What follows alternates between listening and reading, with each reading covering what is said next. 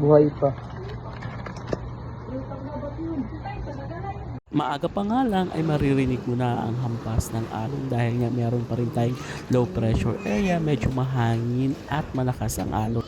Pero sa kabila ng malakas na ulan at hangin, hatid pa rin ito ay biyaya dahil nga sila Kuya John Paul ay nang lambat ngayong araw at nakahuli na naman sila ng mga lamang dagat.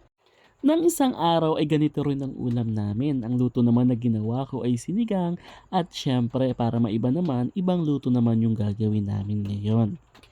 Ang nakakatuwa lang kapag nandito ka nakatira sa tabing dagat at kapag ikaw ay masipag, hindi ka talaga mawawala ng pang-ulam. Katulad ng ginagawa nila Kuya John Paul, kapag mahina na yung ulan, pumupunta sila ng dagat para manglambat.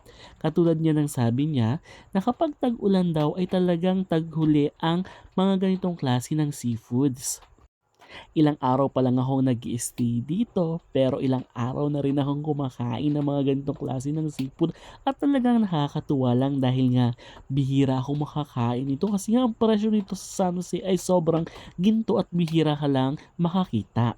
Ang luto nga pala na gagawin dito sa mga kasag at pitik-pitik ay igigisa lang sila or isasangag lang dito sa margarine. At ayan nga, pagkainit ng kawali, nilagay na yung margarine, syempre kailangan tunawin yan. Ito na yung magsisilbi nating mantika para kahit papaano ay malinamnam yung ating mga seafoods. Kapag medyo may budget kayo, maganda rin na gumamit tayo ng ibang klaseng brand ng margarine, yung mga butter. At ayan nga, no, nilagay din natin yung bawang at utay-utay na pong nilagay yung mga seafoods para ayan maumpisa na siyang maluto.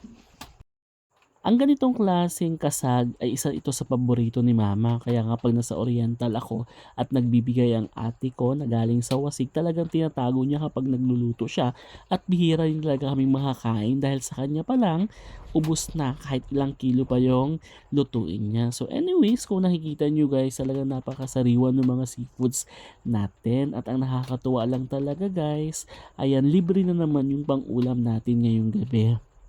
Kapag nagluluto ng ganitong klaseng seafoods na mga kasag or mga sipit, hindi talaga yan nilalagyan ng tubig guys kasi kusang nagkakatas yan or nagsasabaw siya sa sarili niya. Kasi kapag nilagyan mo siya ng tubig, tumatabang at parang nawawala yung taba ng ating mga kasag. So mabilis lang na yun maluto guys at ilang minuto nga at yan po ay pupula na. Kung nakikita nyo guys, ayan nagiging pula na, nag-iba na yung kanyang kulay.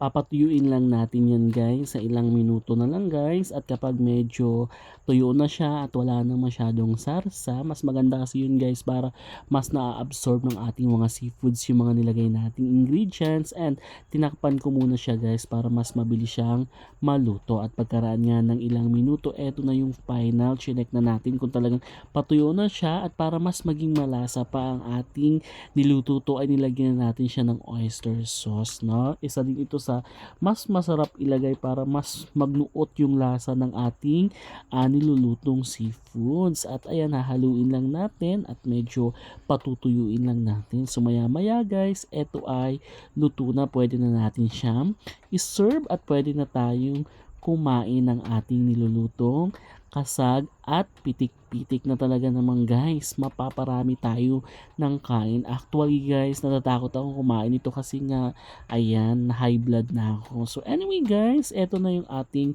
niluto. Ayan. So, kaway-kaway sa mga mahilig dyan sa seafoods. Kain po tayo.